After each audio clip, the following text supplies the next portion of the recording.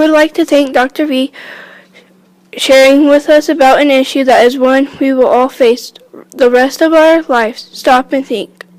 My name is Alexis. What does stop and think mean to you? Stop and think. It's almost like a fire drill. Stop, drop, and roll, right?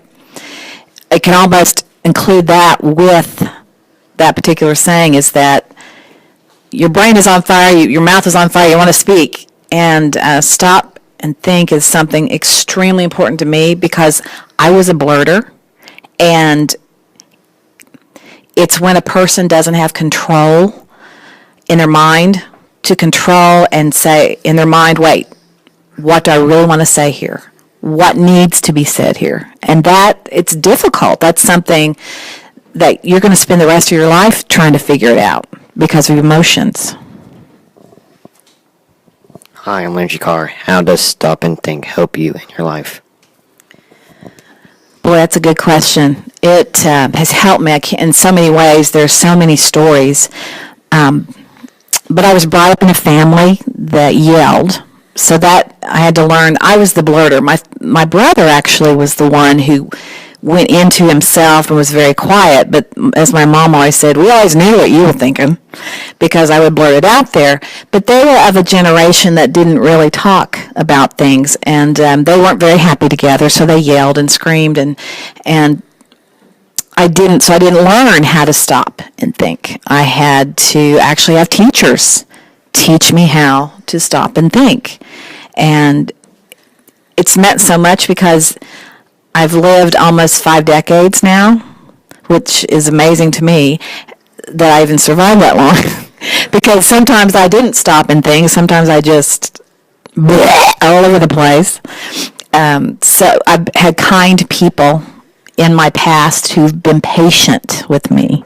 So it has affected me my whole life, and I've learned more and more. I'm still learning. You all, students, I'm still learning, and I try to get better every day. What are some moments you have had that made you need to stop and think? Well, going back to my family, this is a very important one to me because I think many of the students can relate to this as well as adults. As I said, my family that I grew up in was very, very, it wasn't violent, it was just very verbal abusing. So I grew up that way. And then I met my husband, and he's a very quiet individual. His family grew up and they discussed everything. Very intellectual. Let's talk about it. Yeah, I've seen them. They were, words were exchanged, but it wasn't that angry, yelling, screaming thing where you go hide. So one time we first got married, I got angry at him for something, and I had a big bowl of popcorn, and I just threw it at him, and the bowl and everything. And I was yelling at him, and he looked me straight in the eye, and if you've ever met my husband, he's 6'3", has these sharp blue-gray eyes, and he just looked at me and said quietly, I don't deserve to have anything thrown at me, and I don't deserve to be screamed at. Just like that.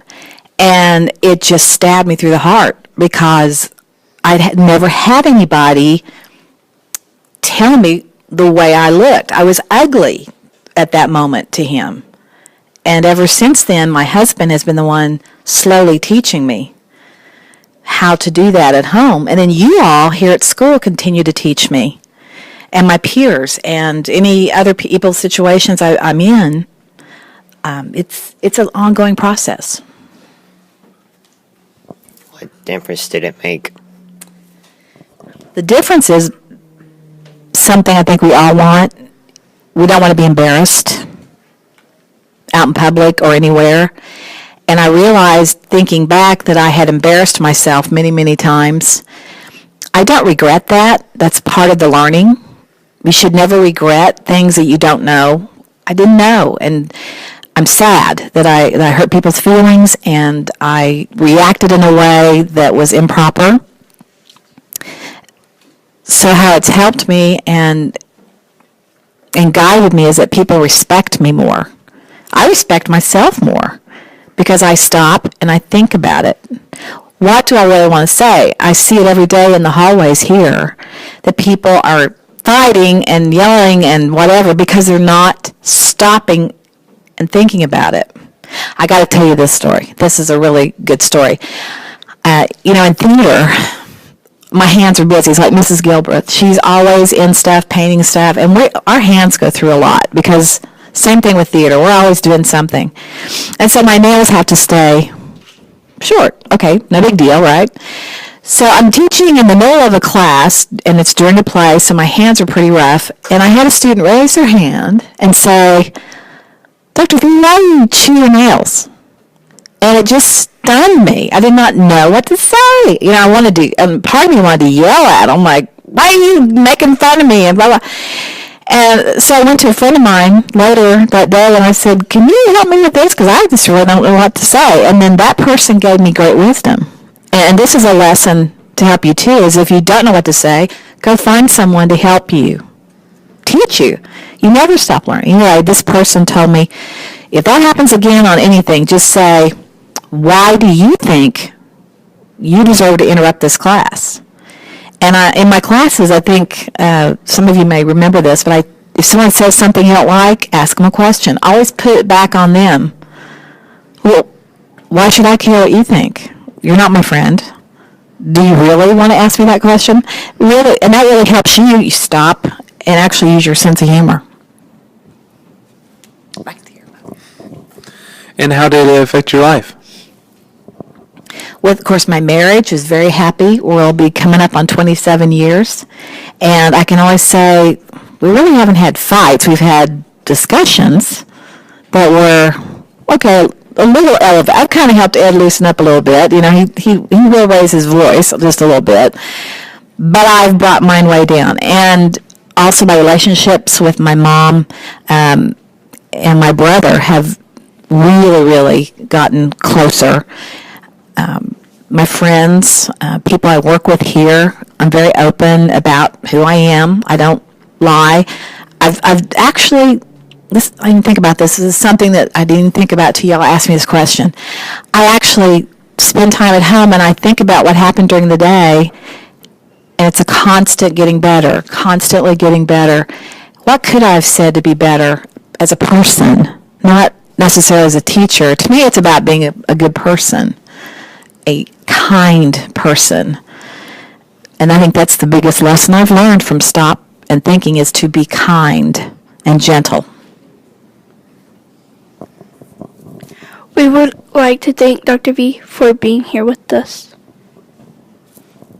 I want to thank you all because this means a great deal to me to be asked these questions, and I hope that you all who listen to this have learned some lessons. It's okay to ask questions because we're all people. We all live this life. Thank y'all. Thank you, Mr. Beauchamp, for allowing us to interview today. We're working on a project about the things we will be dealing with for the rest of our lives. We would like to ask you questions about practicing patience. First, how would you define patience? How would I define patience? I think it's the ability to slow down before you do some things. The ability to control your emotions, the ability to stop and think before you react to things.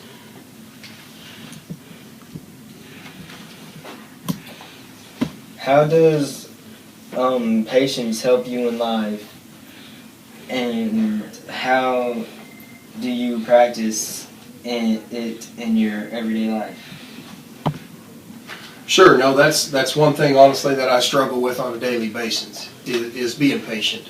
But how does it help me? Kind of like we talked about a little bit ago with Lewis, it allows me to think before I act. A lot of times, and I'm a pretty emotional person a lot of times. Sometimes that's good, sometimes that's bad. But if I don't have the patience to wait before I have that emotion and I elicit that response immediately, sometimes it gets me in a bad situation and I have to go back and apologize or regret something I've done if I haven't thought it through. And I know we've talked this year in a bunch of assemblies and even some individual conversations about controlling what you can control. And the things that I can control, I need to slow down and process well, if I've got angry or upset or sad or mad based off of something that I've done or somebody else has done, am I going to react to them? I can't control them. I can only control me and how I respond to those situations. So that's a way it helps me. What do? I just stop and I kind of process. And one thing that I'll do a lot of times, and whether I write down a response or I email myself a response, like I'm going to respond to you, I'll start typing out an email and I'll get all those thoughts out. Sometimes I'll delete that whole email. Sometimes I'll go back and make some edits. Sometimes I'll send it on. But writing it out or typing it out allows me the time to get all that stuff out that's right there at the point of thought. And then I can read back through and process, is this a wise decision to communicate this way or not? How do you practice patience as a principal? Same thing we just kind of talked about right there. And one of the best things as a principal I get to do is I get to have those individual conversations. So when I feel myself, becoming impatient, I think that's the perfect time to get input from that other person and hear it from their side of the story. Too often we don't seek to understand the other person's point of view and figure out where they're coming from, and then we can't make good decisions. If I don't put myself in your shoes for a little bit, try to see where you're coming from, then how can I make the best decision that's going to affect you? So that's what I try to do, is slow down, listen, see where you're coming from, and then we can put a good plan in place. Why is it important to practice patience in all areas of your life? You bet. Now, I'm a big believer in habits. And why is it important?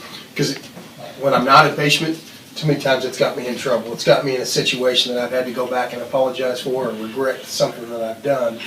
But if I'll just slow down and think about those things, it's going to help me. And it's going to help me in all areas of life.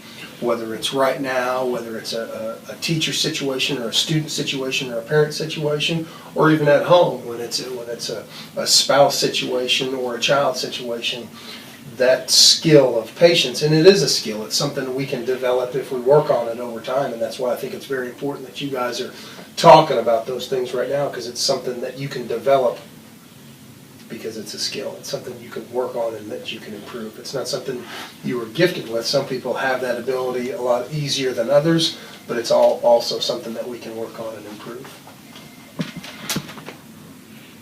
Thank you so much for taking the time to share with us and help us with our project. Hey, I appreciate it, and I'd like to kind of flip the tables and ask you guys just to give me some pointers about patience, or maybe some examples that you found out through this process, or maybe some advice for me.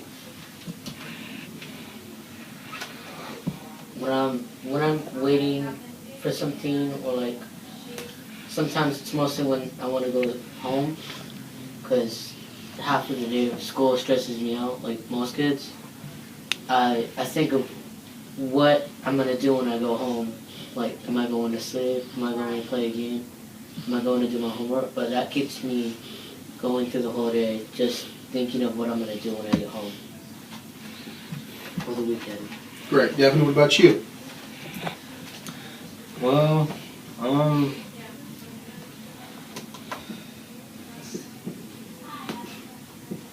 Is that something you think you're skilled at, or something you're still developing, is the skill of patience? not really skilled at it, so kind of developing still.